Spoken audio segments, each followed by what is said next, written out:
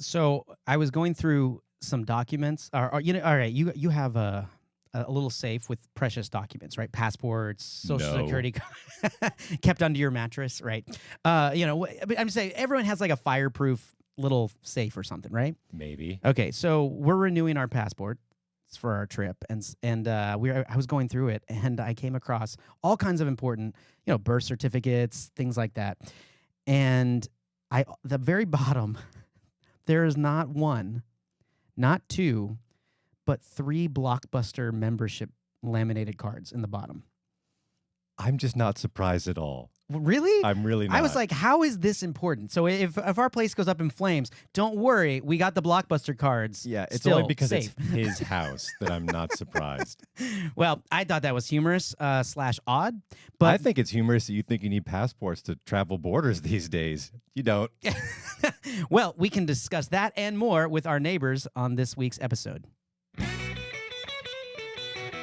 Welcome to Neighbors Don't Knock, the show that brings you hilarious, unapologetic conversations only these neighbors can have. Join them and guests in their weekly mission to expand the neighborhood. Now, here's your hosts, Brian Chambers and Philip Goffrey. Hello, all you loyal neighbors out there. Thank you for stopping by and coming and joining us for an hour of your time, maybe more. But you know what? Make sure you like, follow, and subscribe wherever you get your podcast. Also to the YouTube channel. We are posting things, and we drop episodes every Friday. We'd love to have you. It's true. And if you do stop by on things like YouTube and or our social media, be sure to leave a comment because we love hearing from you. Yeah, and, I do. I love reading all that those special comments. Yeah, it's okay. And if you tell him to shave, It'll happen. It'll happen. But before we roll into a lot of stuff, I did want to give one little shout out to one of our listeners who listens all the time, and Julie. Hello, Julie. If you remember, Julie was actually on the show. Well, her voice was on the show as Neighborly Advice about cupcakes. You can go back and check that episode out. But we just want to say hey and happy birthday. I know her birthday was last week, but it was a big one, and it was good to see you, and just thank you for listening, and what's up? Yeah, it's very cool. Happy birthday, Julie. And for all of you listening, Julie was able to reach out and get her voice on the show by using podinbox.com. And if you want your voice on the show, you can go to podinbox.com/neighborsdon'tknock. Leave us a message. It just might wind up getting played for the whole wide world to hear. That's right. Okay, so let's roll into it. Today we're going to be talking a little bit about everything, but we have some special guests. We do have special guests. I'm very excited. I know. about this. So we have very special guests that decided to come by. One returning neighbor, which we always love returning neighbors. So it's always a treat when we have our neighbors come back on the show. And just for everyone's knowledge, they did not knock when they walked in. So I just wanted to make sure I put that out there. It's true. My wife's getting a little bit weird about the whole don't knock thing. She's like, you guys might be taking this a bit far. we probably should. Do we need to have put like a disclaimer on the door or something? She's like, 4th largest city in the country, Let's roll the dice, maybe baby. a deadbolt turn now and again.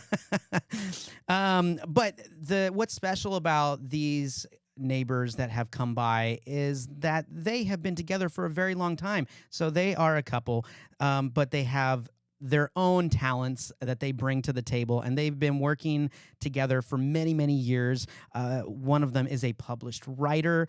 Both are actors and entertainers and performers.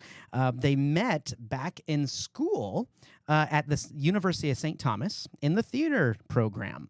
So a lot of magic happened that year. If I had a time machine, Back to the Future, I should go back to St. Thomas University that year. We don't need details of all the magic that may have happened. Well, I'm not going to go there. On coupling. No. I'm not. I'm just saying they both got involved with the Best Little Whorehouse in Texas. And, so a lot of wonderful things happened. Oh, and the show. Oh, yeah, the show. Oh. The show. The same show I met my wife doing, right? So we're really excited to have Kevin and Theresa Cooney, Kevin joining us, but having Theresa. So hello, you guys. Welcome to the show. Thank you. And welcome back to the show. With the applause. I know, right? right? You get the... Yeah, exactly. accolades. Thank you. So how are you guys doing? Like one of the busiest couples I know. Except for today. just took it off today. You were just ready. I need to prepare for Neighbors Don't Knock. Yeah. By doing nothing. Nothing. Yeah. No, we're doing really well. Thank you for having us. It's so much fun. Thank you for coming on. Yeah, we really appreciate you guys, and it was great, Kevin, having you back. But it's even better having Theresa back. I've had the privilege to get to work with both of you recently, so it's a joy to see you again. I know it feels like more like another work setting. They're like, we got to be like. We're going to act like professional again. And I'm just like... No, we just look at your face and we know it's okay. That's why I love you so much. It's just it's so just almost motherly to me. I'm just like, oh, it's just like, if I'm having a bad day, I just like, I walk in and Teresa's like, hey, how are you? I can't help but smile. I know how much love you have for Kevin and Theresa, because when you all walked in today and he's like peacocking around, he's like, some things have changed in the studio. We've upgraded this. We've got new lights. We've painted the walls blue. I know, it was right? It was very cool. I know. Cool watching. Well, I'm glad to have you back on. And for our listeners, you can go back. It was season 1 that we had Kevin on. And Kevin is an accomplished film and stage actor, well known. And for those of you, you can check out his episode. We dive into a lot of that. But if you're wondering a couple of films that he's been in, Legally Blonde, Austin Powers, 2 and 3, Independence Day, Dead Poets Society, Charlie Wilson's War, Bring It On Again, and Primary Colors. I had to throw that one in there. But many, many more. He also does, here you're based in Houston, so you're doing projects. Now, aside from the show that we all just did, the Cabaret, are you guys working on anything right now? Are you just enjoying life? No, we're just cruising. Are we cruising? Yeah. I feel there's something we're supposed to be working on, but I can't remember what it is. I know it's good. Y'all gonna be driving home. Thinking, oh shit! Oh, that was quick, get that script. that was it. Sunny Beaches. We're supposed to be memorizing songs for Paul Hope's Cabaret for the next one. Oh, you guys are already working on the Yeah. next one. Oh, okay. Yes. And when is that going to be going up? I know it's First 3 Mondays of May. May, I think. okay. May Yeah. at Okay. Ovations Theater in the Village, right? In Rice Village. Yeah, okay. Yeah. So if you guys are wanting, if you're in Houston and want to check them out, they're going to be at Paul Hope Cabaret, and you can find them online and get tickets. We'll put the link in the episode description. So take us through a typical day for you guys. I mean, because I know a lot of people love working with their spouse, and you guys have been doing it a long time. Oh, But yes. and I know you have several kids. I love it. That was so long. It's a very long time. now I understand that. No, we were chilling. We were cruising today. That was really great. I was like, oh, he's so cute because he thinks he knows. He doesn't know. I mean, because for people that work, especially in the theater industry, there's not a lot of people that, as a couple, that I mean, there's lots of people, but to do it as long as you guys have been doing, what is kind of the secret to balancing that? Because you're doing similar projects sometimes, but then you're doing your own thing. Sure. Well, there was a long period of time after we moved to New York where she devoted all of her creative time to writing, and so she was not involved in the theater or acting world at all during that time, and that lasted, until the kids were gone anyway, right? I can't remember. It was all so long ago. But I did have a long time when if I had been trying to act and write books, I would never have done Right. either very well. So when we moved to New York in the 80s, and so that all the way up until basically we started coming back here to work for Yeah. Tuts. Yeah. We started out, we did lots of our early work at Tuts, and so it really felt like coming home when we started coming to work at Tuts again. So Yeah. that was great. Well, so what made you move into the writing? I mean, is it? Do you find yourself enjoying that more than being on stage? It is so much harder than being on stage, but I do love it. And I had always wanted to do it ever since I was a little girl. I'm one of 11 children, and I'm number 2, so I was always taking care of the little ones, and I took care of them by writing plays that we acted out all the time for our poor neighbors who had to come to see all of our plays. and that's when you lived in Beaumont, In right? Beaumont, Okay. right. Grew up in Beaumont. Okay. You Yeah. said yeah. you're the eldest of the I'm the eldest girl. I Oldest have girl, one okay. older brother, and then everybody else had to mind me. I love that. They didn't at all, but they were supposed Still to. don't. No, they don't. But they're wonderful. It's a great, great family. And Kevin's one of 6. So between us, we have 1 million relatives, and it's wonderful. I mean, we can relate to that. I definitely can relate to that. You're one of 6, right? Second of 7. 7. Second, Okay. second of 7. So I definitely can relate. Yeah.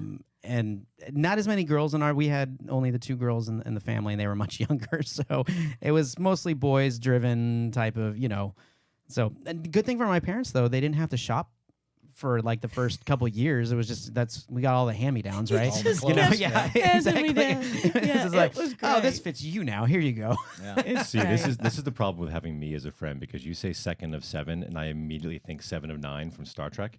So now I'm picturing you with like Borg implants and like a laser eye. Would have definitely made the household much more interesting. I'm not gonna lie there. But you actually went to high school with my nephew, one of my nephews, Hunter Nelson Jr. Yes, in fact, he launched me, and this is where I would tell you. Into the air. No, you laugh about this. I'll share this. So this is something I don't know if I've shared on our show, but Hunter Nelson wrote a play our senior year, and I got into the theater my senior year because I joined the tech theater class because I needed another elective. For private school, you had to have a certain amount of credits every year, regardless of whether you had enough to graduate. So I was like, what can I do? I'll do tech theater. Budget, kids. So- Just make it work. Yeah. So I got involved, and Hunter was in the class, and he had written this play, and we kind of one day as a class read his play, and we all really enjoyed it. And I still remember it.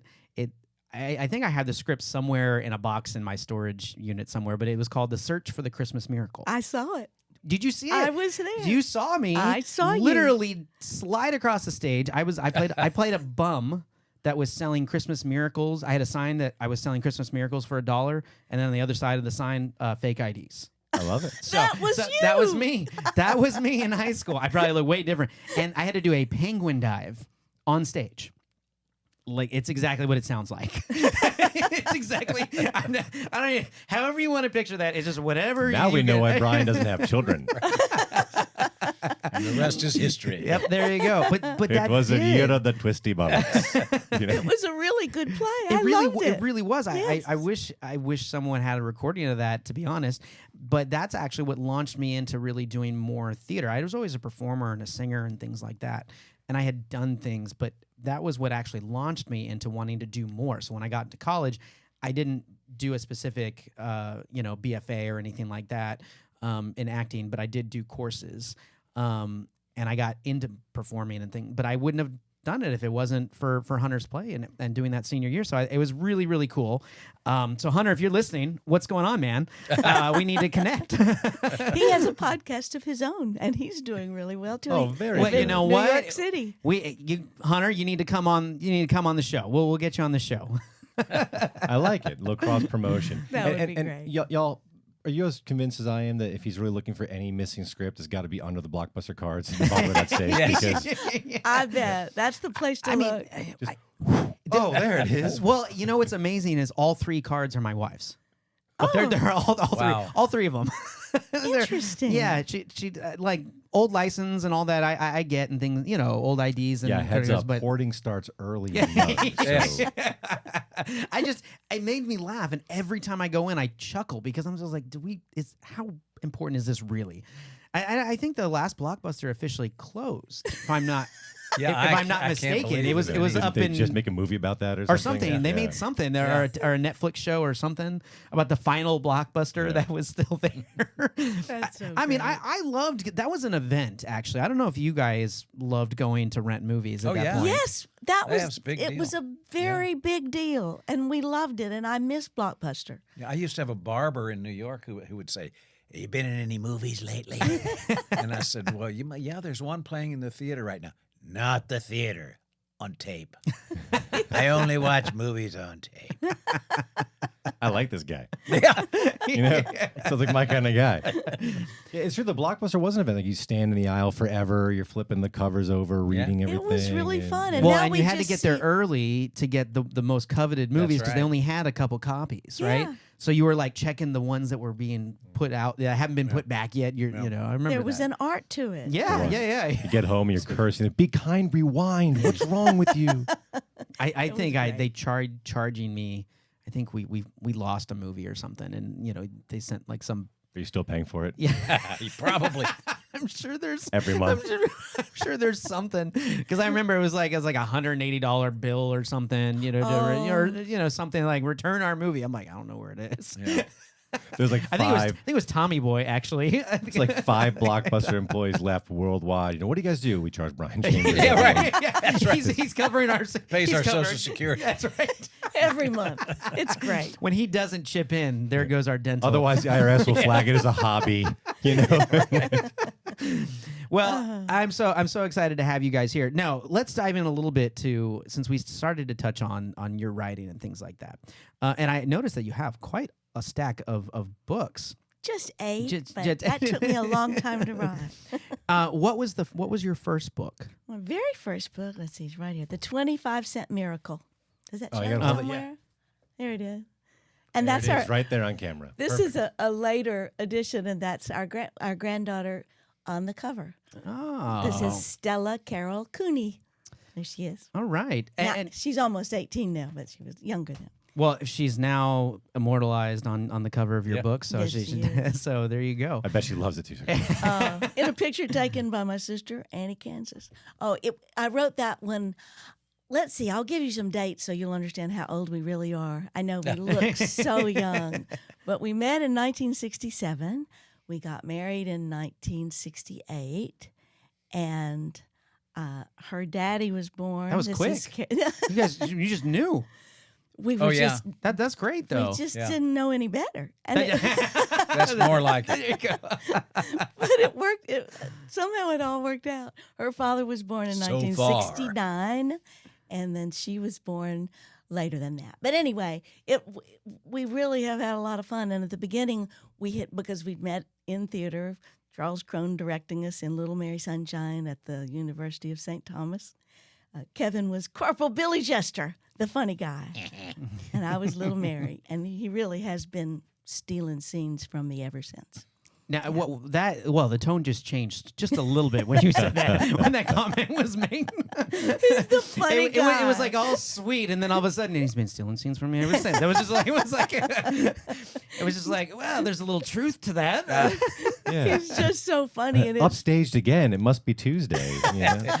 But you know, I totally understand that though, because I've seen you on stage, and you know, I get it. You just people gravitate to what characters you play, and you really own them really well. So I mean, it's really a treat to watch you. So I understand that. you understand? You've seen him in action. I've seen him in action. I've Yeah. seen him. I've stood next to him. It's trouble. In fact, a song that was supposed to feature me, like.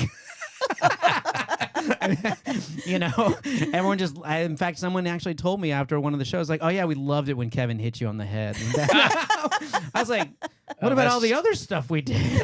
Yeah, no, we only remember that. I'm like, great, that was memorable. Oh yeah, that show. I liked hitting you on the head. So with your story, so you meet and you get to writing the first book. Oh, yeah, not for a while, because first we were here in Houston. We had, after we got married, we lived, after Kevin got back from the Army, because he went almost immediately, before we got married, he got drafted. It was during Vietnam, and thank God he didn't have to go to Vietnam, but he ended up going to Korea for a year, where there was no fighting at the time, thank God, but he was gone for the first year we were married, and our baby was born while he was gone, and it all times out very legally if you listen to the numbers. It's all was good.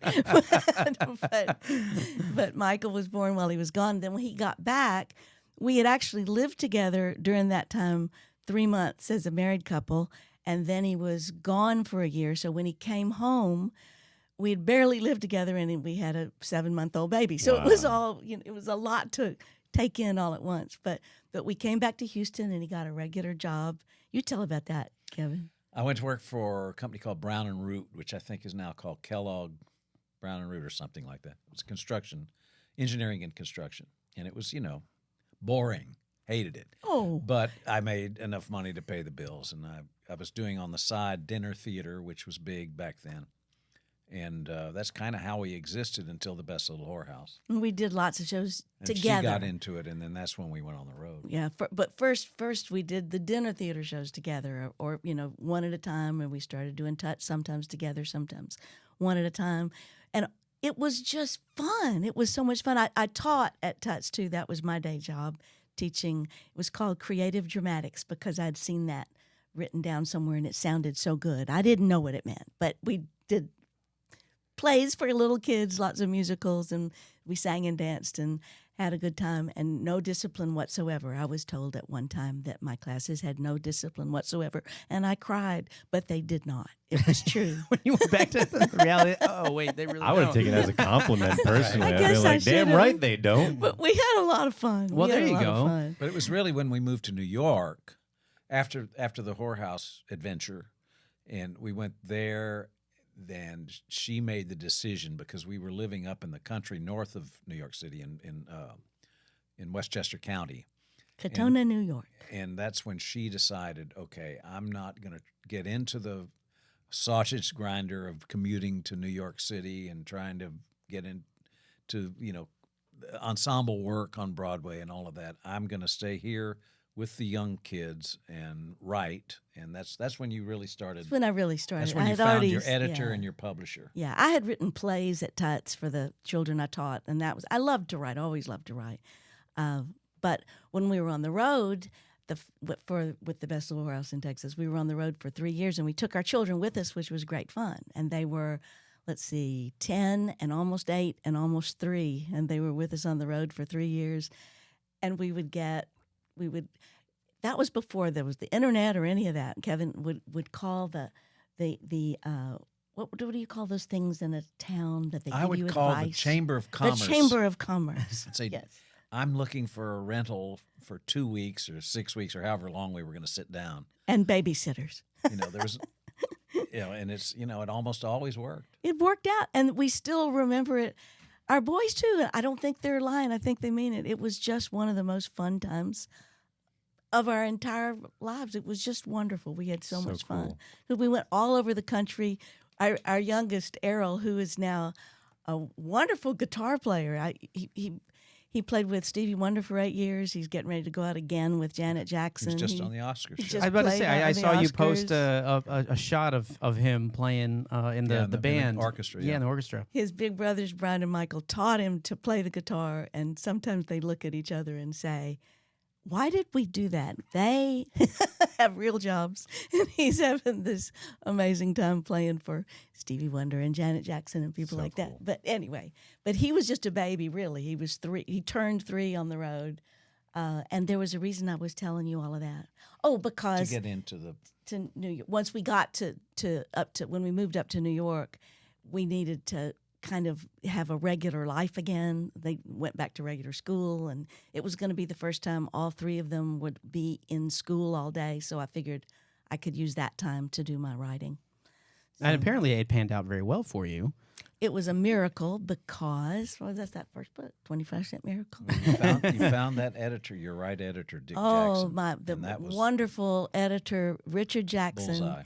He also edited Judy Blume's books. He was Yeah. Oh, wow. amazing. But we met him because friends of ours from the theater, Will and Patsy McKenzie, we had met at Tuts. They had directed several shows that Kevin was in, and Kevin had understudied Will when he did Promises. I guess that was the very first one. Anyway, they became dear friends, lifelong friends. We love them so much. And when we were getting ready to move to New York, they came to visit up at that old house, the great old house in the country that we were sharing with Pete and Carlin Masterson. They were the creator and star of The Best Little Whorehouse in Texas, and they became our dear friends. And Will McKenzie said, "So what are you doing?" I said, "Well, I've always wanted to write children's books, but I have no idea, how to get them published or do any of that." And he said, "Oh, we have a really good friend who lives nearby. Her name is Judy Angel. She was a well-known children's book writer, and she and her husband are great friends. And her editor lives up here somewhere, and I think he's really good. You ought to meet Judy. So Judy introduced me to Richard Jackson, and he was my editor. He died a couple of years ago. I will miss him forever, but I've never had another editor. He was an amazing guy. Best. He was the best. So he kind of guided me through. He sort of edited the way a director directs, if that makes any sense. I can understand that. Yeah. I get that.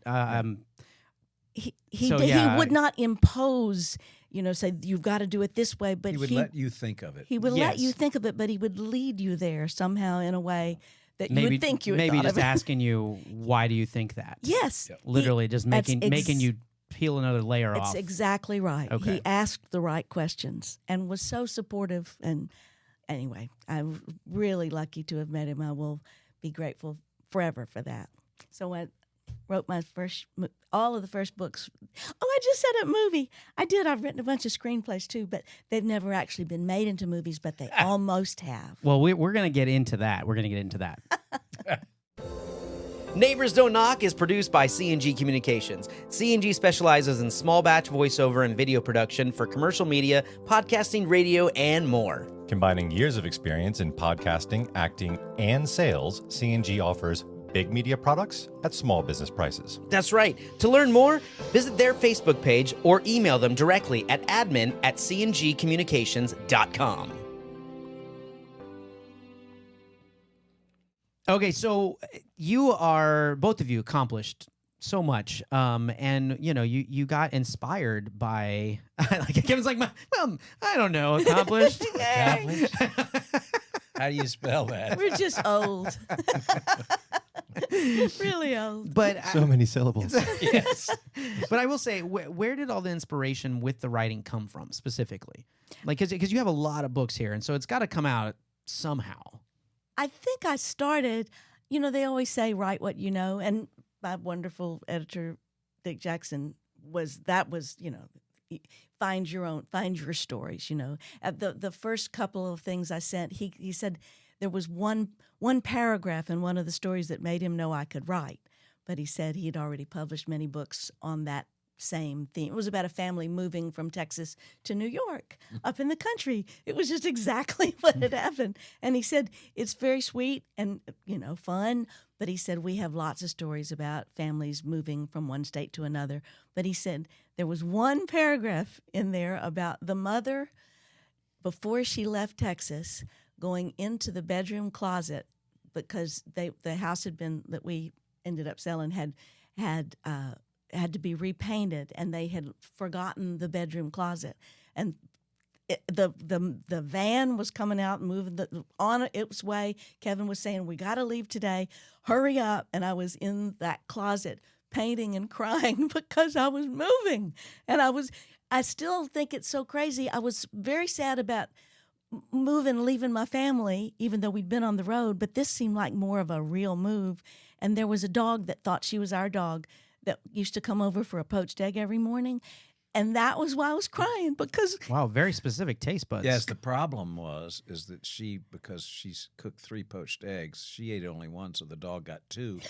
And about 6 months later, the dog died of a heart attack. that is not true. That is so not true. We don't know because we left and never saw the dog again. Old wounds are now open. But I was in the closet crying because we were leaving Amber and she wouldn't have her poached eggs. And I put that. Poor Porky Amber. I know, good Lord. I feel like There's you a tear have a going down road Amber's trip now in your nose midst, Kevin. as we pulled away. I think now you guys are going to have to travel down there just to kind of Check on it. I think she'd Yes. be 52 now. So see. Now there's a screenplay for you. It's amazing. anyway, that paragraph. My editor told me later that's the only reason he called me back.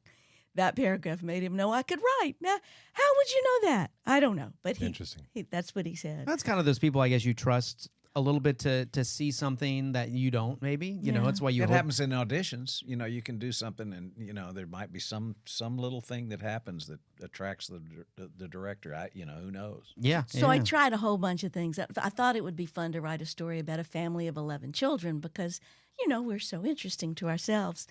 And I've said the first, whatever that was, 11 chapters of that to him. And he said, it's too many children. I can't tell who is who. It's too many. You've got to cut it down. I can't do 11 You were children. just ahead of the curve for Cheaper by the Dozen.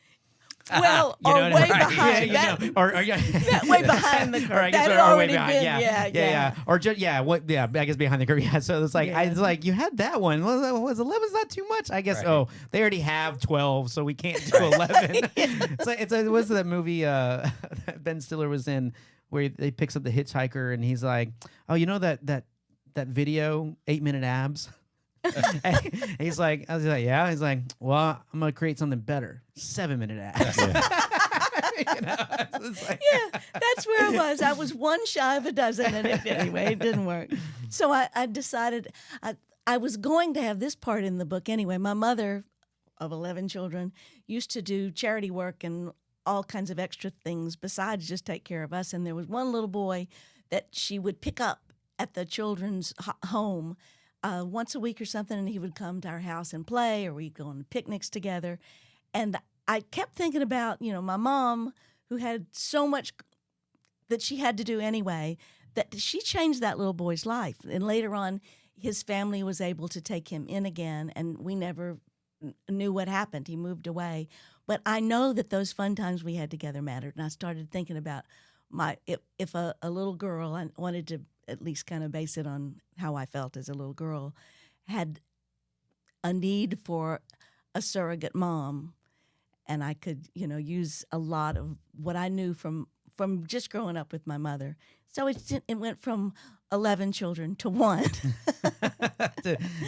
just taking the good stuff, right? And Yeah. so that was your first book. Now you have 8, I do. which is incredible. That because like you said, very difficult, but apparently there was something that was bringing it out of you. What would you say your favorite that you've written is? That's like choosing a favorite child. You can't do that unless you only have one. I can't. I feel like my parents had that pretty easy. That Or you. First of all, who's the first one struck from the list, right? You're not the favorite. I feel like I don't know if they would. I don't think they would tell me. I but can't tell I'm you, but I'll pretty give you sure- 3 guesses. I'm pretty sure that when they're behind closed doors, they have a list. So We all okay. love you, but if we're gonna put you in a numerical Yeah. order. Yeah, do it. No.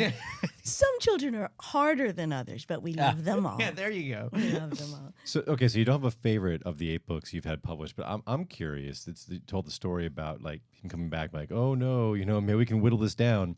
How many books have you written that have never been published? Do you have a collection of works that you just sort of? No, No? I had beginnings, that didn't go anywhere. I think every writer has beginnings that didn't go anywhere, but I had this wonderful editor, and he wouldn't let me down. You moved her along. Very cool. If I sent him something, the beginning that didn't work, he would, or I would give him several things. He would choose one, and I would stick with that. But I will tell you. Okay, I'll tell you real fast. Okay, the 25-cent Miracle. Okay. The second one is Devil Storm, based on a story my mother told me about the Great Storm of 1900 in Galveston and on the Bolivar Peninsula. And when I was a little girl, she told me a true story about an old man known only as Tom the Tramp who rescued a family of children who were stranded on the Bolivar Peninsula during the storm. And I'd always wanted to wow. write that. Oh wow. So that was my second book. Okay. And then what was the third book? The third was, I guess it was on One for All. And One for All. Kevin had a friend in the Vietnam War who didn't make it home. And around the time that our son Michael was graduating from high school and started getting all those letters from the armed forces, that story hit me again really hard. So it's about a girl, a 13-year-old girl whose brother goes to Vietnam. So and his best friend is in the peace movement. So that's the triangle that that tells that the story is really about. Okay, and now you mentioned some screenplays, but I feel like there was a conversation that we've had off the show that you mentioned something kind of similar to that book of a screenplay that you guys were interested in doing something together with. Well, was it? And I wanted to ask if your screenplay came from one of your books. Well, the inspiration. The screenplay for Devil Storm came directly from Devil Storm because Pete and Carlin Masterson had thought it would make a good movie. This was not long after Pete directed The Trip to Bountiful, for which Geraldine Page won an Oscar, and Kevin was in it, and Carlin Glenn Masterson was in it too, and she thought it would make a really good movie.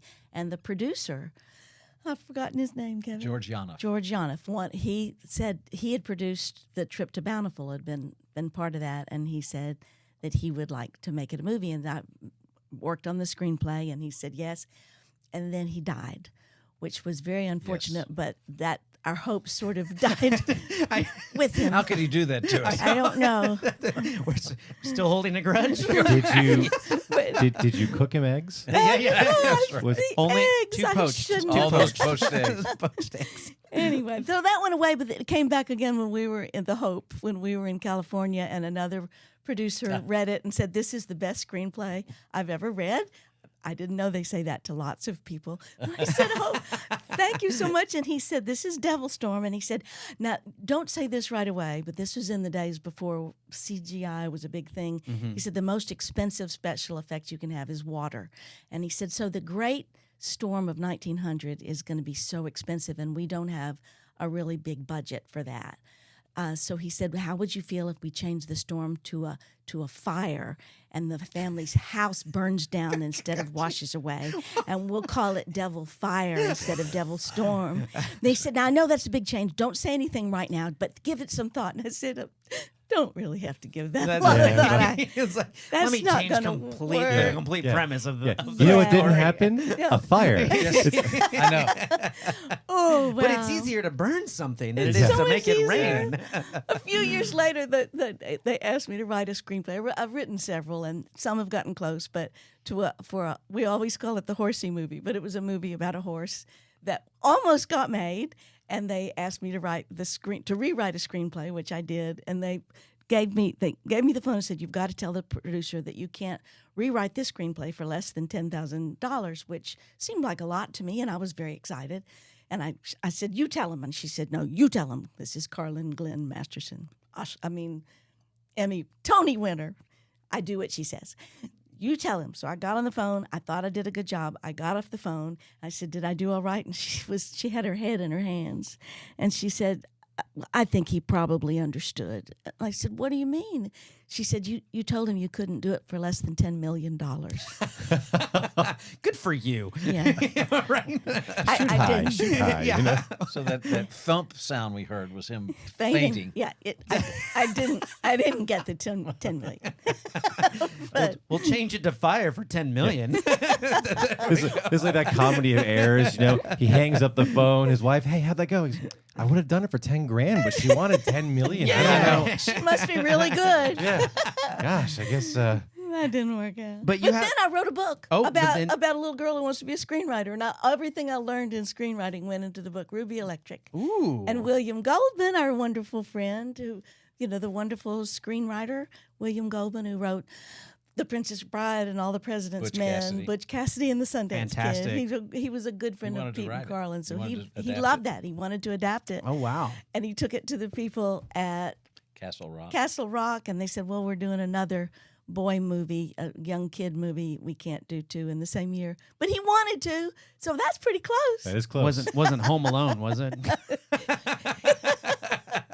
I don't know. I didn't go. Whatever it was, I wasn't going there. But you do have your latest one, The Year We Sailed the I Sun. have that one right here. Now, don't I? it says that won the Penn Naylor Working Writer Fellowship. It did. Yeah. It did. And that's your latest one that's out. That is.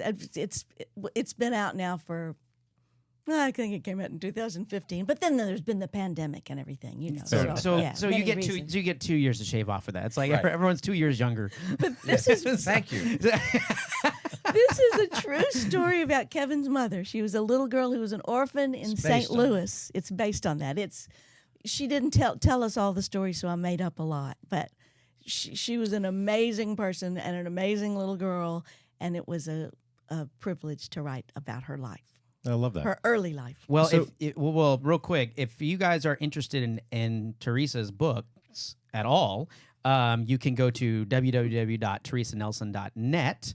We'll put the link in the episode description if you want to get her books. And again, you are in the right spot. It is Theresa Nelson. That is her name on her books. Don't look for Theresa Cooney, otherwise you're going to be looking for a while. But we will have that link in the episode description. Yeah, I'm curious. So your target audience is typically a set age range, or? I really write. Years ago, we went to the wonderful Bugs Bunny Roadrunner movie, the one about the creators of it, and I can't remember what they called it, but it was wonderful. And at some point, they asked the cartoonists and writers, everything, people doing the voices, all of them, do you make your cartoons for adults or for kids? And they say, we make them for ourselves. I just write what I love and what I'm interested in. But they're mostly marketed to kids. Some of them are for a little bit younger. I would say the 25-Cent Miracle and maybe the one about the monkey, The Empress of Elsewhere. Lots of a little bit younger kids read that. Is that about the Houston Zoo, as a matter of fact? But the age ranges. But the age, it goes, I would say, anywhere from 9 to,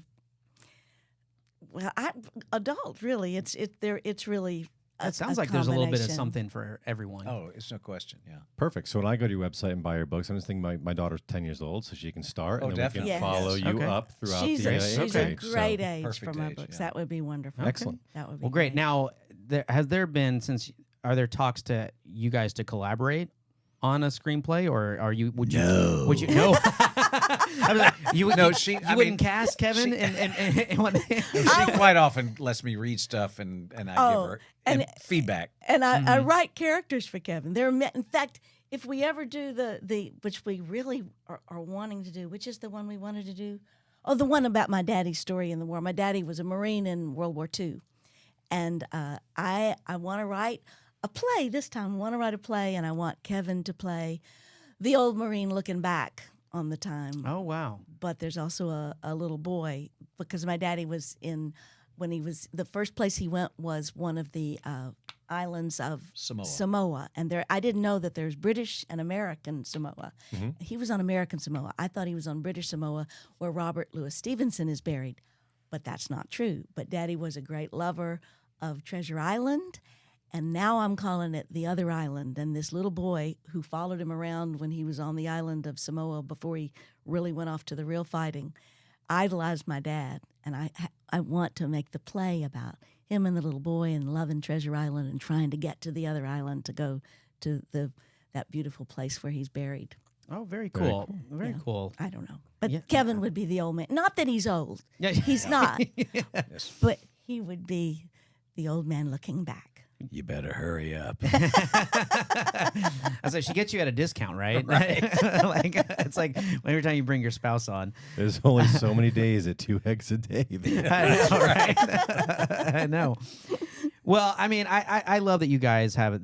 I hope that you guys have a chance to collaborate again with a different project that's your own. Sure. So I think that would be amazing. Would you debut that in Houston? Oh, yes. Yeah. Okay. That would be awesome for the city of Houston. So we would love that. Our Philip Lale at the Fourth Wall Theater has asked me to try to write. Has expressed an interest in my some sort of a play that we could do together. And so if he just stays, if Fourth Wall continues, that would be our this sounds like first. a lot of beginnings are beginnings. So this is very good. Yeah, these are threads coming together. I like this. It's wonderful to be home, it's great. There's so many talented people here, and Kevin reads to me every day. That's the good thing that happened with the pandemic. He reads. The pandemic, when we were all locked into our houses together, he said, well, what should we do? First of all, we're so happy that we like each other. It's really fortunate most of the time. And so we decided to Mostly. read books together. So we've begun with our morning coffee. I'll read a chapter of whatever book we're And you get read, work on. not audiobooks. No. like Okay, just literally read My the wife's book. real big into the audiobooks. Yeah. Like Oh, yeah. she'll go through like a couple books a week just because she'll Yeah, it's great. literally just have them in on the but- car and stuff. Yeah. So, but you guys sat and actually like Yeah, read. Okay. yeah. It's wonderful. It's so great. He read to me just today. It's a wonderful book he's reading now to me. Yep. Tell me the name of it. I've forgotten. One that Philip had recommended to me. Philip Lale recommended it. The Gentleman in Moscow. A Gentleman in Moscow. It's just Okay. wonderful. Okay, I love that. Maybe we'll have to get a list of your top 10. Move over Oprah or Yeah, yeah, Reese right. or whatever. The Cooney's top 10 list of books or recommended books.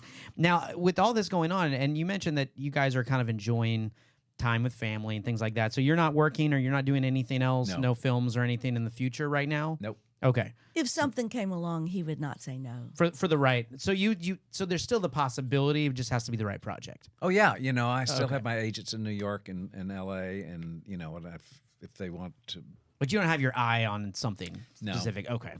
no, I'm That's enjoying it. fair enough. I mean, when you guys got plenty going on with family and things like that, so Absolutely, that's nice. He did one of our friends' movies not too long ago. The one for Dylan Baker. It was a wonderful actor friend of Oh ours. well, yeah, that but he that's been a directed. while. That's been a long time. Seems like just yesterday. I can't. It's We'll like- be married 55 years in September. Oh, How about spectacular. that? Yeah. We are so If we old. make it, Yeah. We hope we make it. Well, I'm happy that you guys bring that up. Okay, so you guys have been married quite a long time. Hopefully, there's not any secrets that haven't come out. I'm sure you guys have no secrets, but just in case, we're gonna play a little game. All right. This game is called the Not So Newlywed Game. So. why am I worried? Hey, you know what? Don't hold me responsible. This one's all this guy. So we have a little whiteboard over here, and whoever wants to go first can use this. And we have Okay, you can choose your color. I'll take the So, blue. Kevin, you get the red. And how this is going to work, you'll see this little bowl right here, and you're just going to choose. You're each going to choose 3 little slips, and you have to read it, or we could read it, whichever you want. I want to let you guys read it. Okay. And then, Theresa, you'll give your answer and see if Kevin can guess it. And then we'll reverse that and say, Kevin, see if you can answer the same question. And so we'll give a couple. And Philip's going to keep score here. Okay, good to know. Because everyone says there's not a winner and loser in marriage. But so far, Never been married. Anyone who says that has never been married. Right. but Yeah. all for fun. All for fun. And hope. Would you rather be right or happy? I'll take right. No kidding. Thank you. Yeah. So, and we have some beautiful little thinking music for you guys, just to make perfect. sure. So, Great. So wait, take 3 at once or one at a we'll time? go one at a time. We'll go one at a Okay. time. So, and I put them in this bowl so you can't say that we're hand picking them. And No. Right. so, Okay. all right. So, what is the first question? What shoe size does your spouse wear? Okay. Oh, do we even need to write this one down? Do we need to write it down? Oh yeah, I guess let's write it. Write your answer down, and then we'll see if Kevin knows.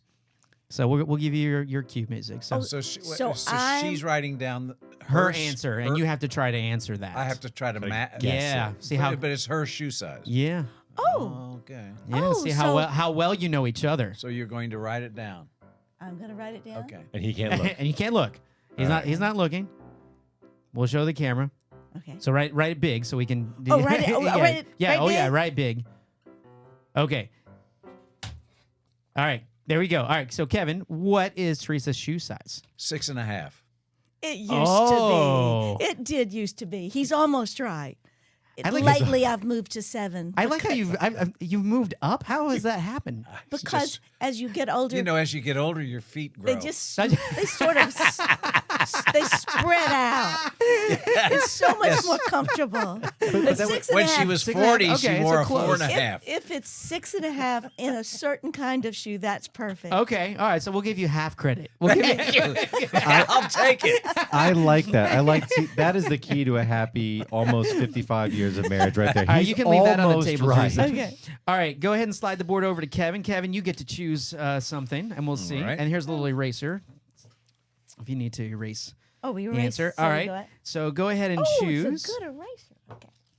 and let's see what this is. Well, this is a no-brainer for either of us. Okay. Which of the two of you is best at penny pinching? Okay. Laughter. All right. So Teresa. You don't even have to write it All down. right. We're both going to agree on this one. Do I just say it or yeah, write it? yeah, you can say it. Go for it. Kevin, there's no question. No Yeah. Yeah, she's right. All I right, have there we never go. met a penny I wanted to pinch. No. All right. Well, that's there you go. So that one goes to Teresa. So it's 1 to a half. And it is never. We've never had any difficulties. in No. Okay. No problem. All right, Teresa, you get to choose another one. Oh, this is so exciting. And you can dig to the bottom, so just so in case you think I put like the juicy ones on the top. What is the first thing your spouse would buy if they won a big lottery? Ooh. Okay, so write down what you think he Yeah. would buy. What I This- think what Kevin I yeah, would what buy. Kevin would buy. Yeah, what do you think Kevin would buy if he won the lottery? So write that down. He's not going to look. We'll give you some thinking music. So what do you think? He may even be considering this right now. He might be changing thoughts. No, I know. If he won the Oh. I feel like most spouses would kind of know, like how frivolous we are with like our money. I like that you go right to frivolous. Well, my wife, I'm thinking. Whatever I it got is that I would buy, my wife would tell me it was frivolous. That's for sure. Okay. I got it. Okay, hold up to the camera. Kevin, Okay. what would you buy? He might not say all those words, but that's what it would be. Oh, okay. Season tickets to the Astros. Oh, Of course. I forgot about the Astros just for a Well. second. What did you say? Oh well, that was second on the list. a 'Cause wonderful that's what trip. He does always take me on wonderful trips. That's true, Wonderful yeah. trip. That was That's pretty true. close. But I should have thought about So that. so of point to course. Kevin on this one, yeah. So yeah, no point Just given. no Yeah, point. no No point point. given. I All right, see. Kevin, your turn. We'll right. do a few more. We'll do a few race. more. We'll give him a chance to get out of the half a point realm into whole numbers. No, don't But worry. I love the Astros too. I know So much. And believe me, actually, that wouldn't be lost on me either. Yeah, no, but Season don't- tickets to the Astros. Don't feel bad about the half a point. It grows with age. So, you'll be. Just like foot size, right? Shoe size. What is the first gift you ever gave your spouse? Ah, okay. So write down, what is the first gift that? That I ever gave her. So you have to write down what it was. No, that she gave you. That I gave yeah, him. that she gave you. All right. Yeah, I that's, know. That's I too, know what it yeah, is. it's too easy to You know that. know? I do know. It's too easy to know what you Damn. gave I know. her. I don't think there's a man on earth that has like a good fight. I'm man, this is a curious. I'm trick curious. question. I'm curious. So- You can remember this. Remember, I earned it while you were in the army. Oh, I earned the money for it. Oh, she's giving you All you right, hints. Can't look down. Okay, so Teresa can't look. Yeah. It cost $50. Oh, she apparently didn't help at all. I earned it at the Alley Theater singing a Oh, song for stop the it. Alley Theater. stop it. At this point, I think she might have to tell you. You can do it. Any clue? Can you give me a clue? I gave it to you when you came home on leave from the army. I gave it to you. I was so excited. I sang those songs at the Alley Theater. Oh, here comes the eggs. Here comes the eggs. This is I am stumped. Yeah. Now, for all you dirty people in the audience, remember that was already pregnant off to war. So this is not where I you're should- going with I this. should remember this. It ticked. Oh, it was a watch. Remember? It was the watch. It was a watch that was just like my father's, wasn't Yes, it? and you loved it It so was an much. Elgin watch. And you wasn't it? still have it, even though it's broken and tarnished now. But it was beautiful. Then. That's right. All right, we're going to give you a half a point for that, so now you're at 1. Because I didn't write anything. I know. So Teresa with- gave you a little bit of help on that one. There So you we'll go. She give you- really did. So- With the hint. It's good teamwork. That's right. all right, so at this point, it's It one. ticked. It's 1 point. Yeah. I know your 55th anniversary is, and it's also going to tick. Right. So yeah, you can call up that producer. I'm ready for that house burning one No now. kidding. We can. We'll start right away. All right, on let's that. do. We'll do one more each and see. Teresa, why don't you really dig in there and see if you can Okay, grab let's go one? really low down. Yeah, and we'll see what we. Some great ones at the bottom. Where did you share your first kiss? So where did you guys share your first kiss? All right, Teresa, you write your answer down. Let's see if Kevin. I think I know that. Yeah. We'll see how good he is with this one. Don't worry. The next one is what was she wearing the day you met? It's going to be. This might be a little rigged against males in this. You're right. And what color was she wearing? I think I know the answer. I don't know where the hell we were, but I'm sure I liked it. Yeah, I know. Okay. Okay, so Teresa's got her answer. All right, where? On our first date at the front door of the dorm she was living in when we said goodnight to each other. What'd you put, Teresa? In Kevin's old 1960 red Chevy. We didn't make it all the way to the dorm door. Oh.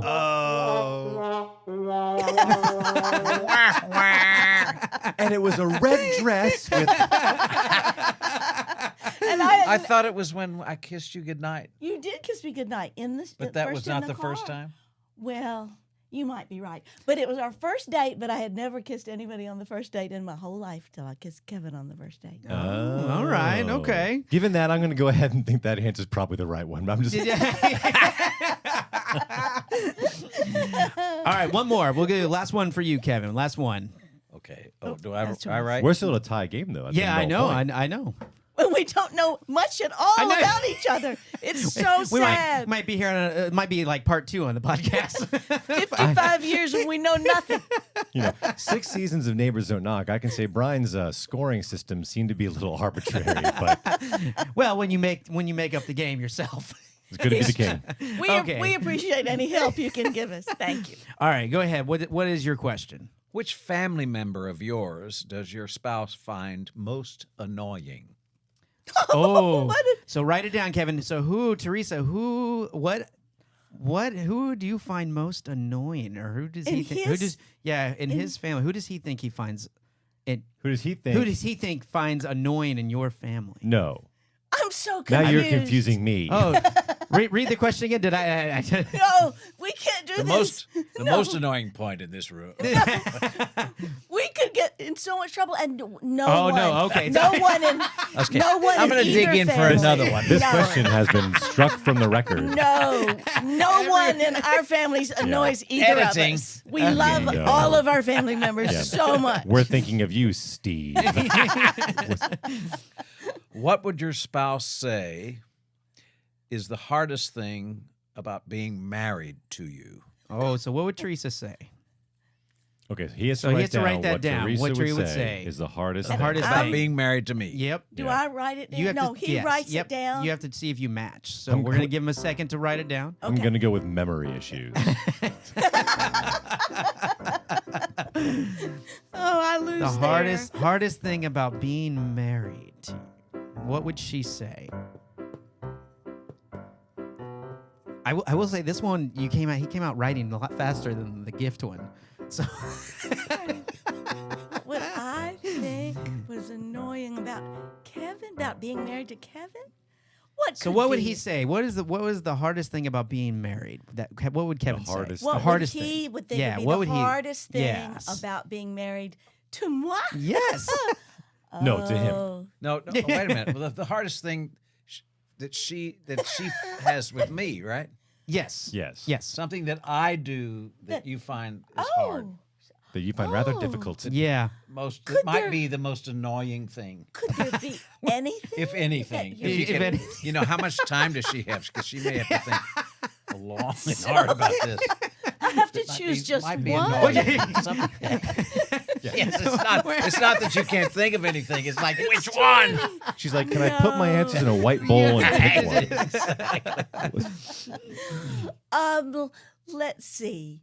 I would say his. He would think it was annoying about me. No, what no. he- No. What I you would think it's was annoying about him. About me. Yeah. I would say it's a little tiny bit annoying. Just a little tiny bit annoying that he is always so worried about how late I am. I thought it would have been this What? whistling. Off key. Whistling Off off key. key. That he does it on purpose because he thinks it's funny. Yes, that's actually the worst. I just temporarily forgot. Well, I say half point to Theresa then, because she knew in the second half. Which means that we'll We go. have a tiebreaker. Yeah. We can, do we want to do a tiebreaker? I don't know. I think we'll leave it at that. I think you guys pretty much know each other. All right. So, Sort of, all right, a well little done. bit. and that's the Not So Newlywed Game. There you go, right here on Neighbors Don't Knock. We're not really very smart. We couldn't figure out even what you meant. I don't know if I could think. Maybe that was it. I don't know if I could think of what I meant. But thank No, you guys see. for playing along. Indeed. And for all of you actual newlyweds out there or newly engaged, let this be an example. Just fake it till you make it. Everyone's winging it the whole Absolutely. time. There you go. There you go. But it's time for one of our favorite segments. That's right. It's time for Neighbor Tweets. All right, so this is the part of the show where we scour the internet for the good, the bad, the ridiculous of what you neighbors are out there or putting out there online. And right now we have some great ones. Giorgiano, this one comes from Giorgiano. And Giorgiano Bruno, Yeah, I should say. Gio Bruno 1600. And he says, my neighbor was thrown out of the Walmart break room yesterday. They asked him what he was doing there. He told them he was on break. They said, you don't work here. He said, I just finished using the self-checkout. So clearly I do. Does Giorgiano have a point here? I mean, at that point, we are kind of getting into a lot of automated, take care of it yourself type of things. So, do you think he was right? I thought this tweet was really cute, and I appreciate that he put this out there, because the self-checkout thing actually drives me crazy, right? Especially because it's such a waste of everyone's time. You have employees that stand there to watch you to make sure that you're checking out properly. And then in there's the always a problem, self-checkout, right? There's always a problem Yeah, where you and have to then come verify over- an ID or for alcohol. Exactly. Oh, you wanted to buy Tylenol? Hang on, let me get my key card out. You know? Wait. The Razor's got it. Are you 18? Right. Yeah. Okay. Got it. So I find that interesting, but the way that the world is going, especially in the post-pandemic world, I'm pretty sure that pretty soon the self-checkout lines are going to ask you how much you want to tip at the end. That wouldn't That's shock me. funny. That wouldn't shock me. Do you guys use self-checkout? I try. I do. Do you? And it always takes me try. longer. It does it really? Yeah. Okay. I have people at the I'm getting the better at helpers it. are so sad about when they see me coming. I have a hard time. Oh at the no! self-track. You see them They jump run. in lines. Oh. They try to act busy elsewhere. They're so sad I'm coming, but Oh no! I try. Well, Okay, fine. Yeah. This is the barcode. Stick to writing books, lady. What's the- Yeah, right. So bad. well, Giorgiano Bruno, I think that is hilarious. But be careful to not infringe on employee benefits. So Indeed. the break You know- room is off limits as much as you do a good job of checking yourself Yeah, out. and I can say, having worked in big box retail for a number of years, the break room is never a really exciting place to be. It's a pretty bleak and depressing environment, actually. I can't imagine it's probably the cleanest place. I hope it is, but It usually smells like French fries. I mean, yeah, someone's always bringing in like food from somewhere else or something. Yeah, eating. Yeah. All right. Well, our next tweet comes from Sari Botten, and I don't know if I pronounced that right, but Sari. Sorry, Button. Sorry. But it At says, Surrey Button. there you go.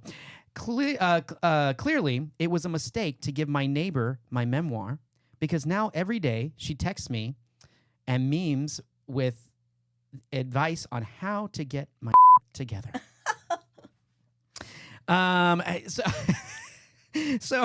Well, sorry. What do you think as a writer? Would you? I know Kevin reads your stuff, but would you give it to a neighbor? No. No, Not our neighbors. Let me tell you where we live.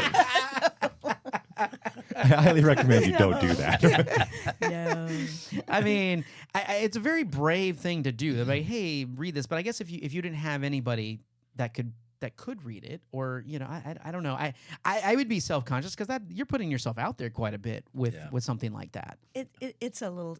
I trust Kevin. He is a great reader, and he's always my first reader, and I trust him. I really do trust him. He's hugely helpful. So, I don't think I've ever asked anybody else except my editor to read my stuff. So now, let me ask this: do you ever question anything that comes to her, like writing or anything like Sure. that? Okay, Oh, so you yeah. guys are a good compliment for that. Absolutely. oh, Okay. he's great. He like my editor won't ever tell me what to do, but he will ask questions that will make me rethink. Have I been clear enough here, or all kinds of little things. So, and he did. This was cool when I was writing the book about his mom as a little girl in St. Louis back in the early 1900s. He did the research on a baseball game that they were playing. That the little girl goes to this baseball game, and in the book, everything that happens in the book really happened in the game because Kevin did all that research. It was wonderful. It was so much fun. That sounds like a lot of fun. That Yeah, sounds like a great fun. Highly recommend the next title when it says 1960 red Chevy. Don't question that one. Just There you go. I feel like that might be the next book. So I have a question that maybe you all can help me with on this one, because in reading this tweet, Sari Button puts an upside down smiley face as the emoticon, and I've seen this used before. I just don't understand what it means. What does the upside down smiley face mean? She's sad about whatever the story is. But it's not a frowny face. It's I think not. I think maybe not upset about it, but it's kind of like more of a in between emotion right there, right? Maybe. I mean, I so don't know. she's confused. I'm confused. Confused. Well, Confused sounds right. confused might be right, because I mean, now I'm sorry that you don't want to constantly have to give advice from somebody, but again, when you give somebody a lot of information like that, you kind of are putting yourself out there for it. Yeah, you lob your neighbor a softball here, and then you passively aggressively post on Twitter about it. Not sure we have a valid reason to be upset here. Now, I mean, I guess I could understand if it starts to wear on you, right? When someone's constantly asking for your advice. I mean, it's like, how much should I be charging this person after a while? Just like, there's therapy and therapists that will listen to you much longer than I will. So I can understand the frustration to an extent, but I don't know. So I'm sorry. I would think, like Philip said, I don't be passive aggressive. Just let her know. Just say, stop it. Yeah. There's my old woman again. Stop it. Just stop that. But that is another edition of Neighbor Tweets.